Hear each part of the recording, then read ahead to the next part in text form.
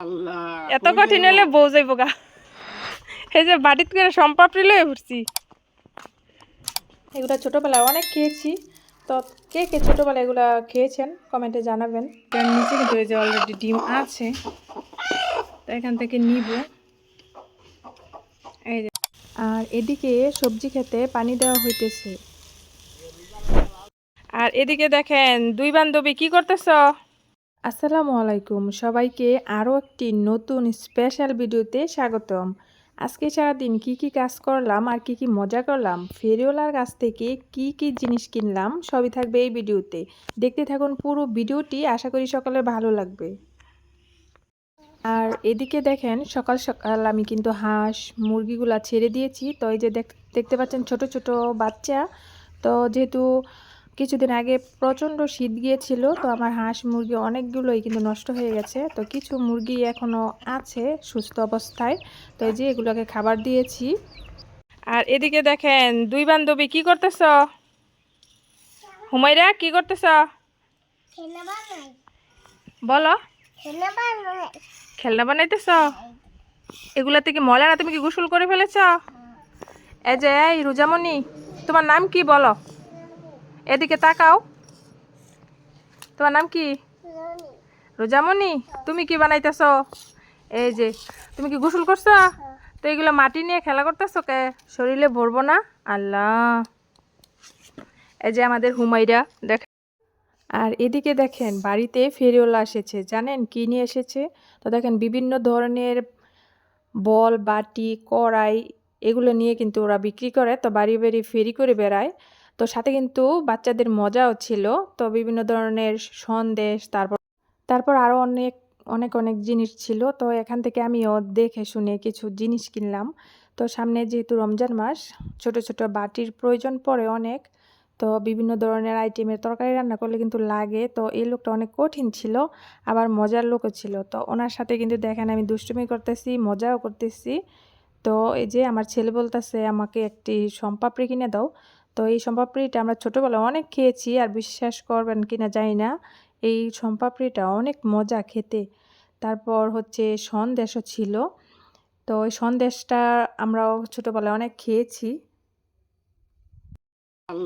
এত কঠিন হলে বউ যাইব গা।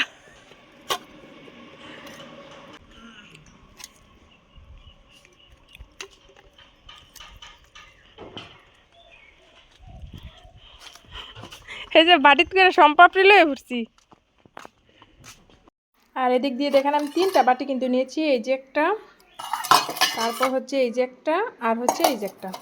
তো সামনে যেহেতু রমজান মাস, বাটিগুলো লাগে একটু বেশি। তো অনেক রকমের আইটেমের কিন্তু তরকারি রান্না করা হয়, সেজন্য এই যে একটা রেখেছি, এই যে একটা, এই যে একটা। তো আরও আছে, আরও সাথে রেখেছি। এই যে চিনতে পারছেন, এগুলো হচ্ছে সন্দেশ। তো এই যে দেখেন এগুলো ছোটোবেলায় অনেক খেয়েছি। তো কে কে ছোটোবেলায় এগুলো খেয়েছেন কমেন্টে জানাবেন। সন্দেশগুলো কিন্তু খেতে অনেক মজা। এই যেগুলো আজকে দুপুরে রান্না করব ডিম। তো সেজন্য এসেছি মুরগির নিচ থেকে ডিম আনার জন্য। তো দেখেন 2 মুরগি একসাথে। তো এই যে এই কালো মুরগিটা, এটা কিন্তু ডিম পাড়া শেষ। আর এই যে এটার নিচে কিন্তু এই যে অলরেডি ডিম আছে, তো এখান থেকে নিব।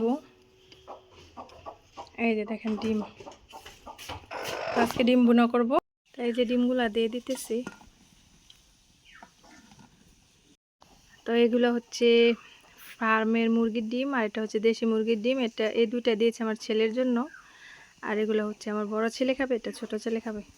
তো এখন সিদ্ধ হোক, তারপর রান্নাটা বসাবো। আর এই যে দেখেন আমার ডিম রান্নাটাও কিন্তু হয়ে গেছে। আজকে একদম শুকনো শুকনো করে রান্না করেছি। দেখেন দেশি মুরগির ডিম কিন্তু এমনও খেতে অনেক মজা। আর আরও এদিকে রান্না করেছি সিমের তরকারি। তো আলু টমেটো আর মাছ দিয়ে কিন্তু রান্না করেছি সিমের তরকারি। আর এই শীতকালীন সবজি কিন্তু এমনিতেই অনেক মজা, সেটা যে কোনো সবজি হোক। আর এদিকে বিকেলবেলা খাওয়া দাওয়ার পরে আমাদের সবজি খেতে পানি দেওয়া হচ্ছে, সেজন্য আমিও গিয়েছিলাম। তো এটা হচ্ছে আমার ননদের জামাই, তো ও কিন্তু এই যে পানি দিতেছে। আর এখানে লাল শাক আর দাঁড়া বোনা হয়েছে, সেজন্য কিন্তু পানি দেওয়া হচ্ছে। আর চারপাশে দেখেন অনেক ধরনের সবজি কিন্তু লাগানো হয়েছে। আর এই যে আমার সামনে দেখতে পাচ্ছেন এগুলা কিন্তু পেঁয়াজ চারা। তো আর এটার সামনে যে চারাগুলো দেখতে পাচ্ছেন এগুলো হচ্ছে মরিচ চারা।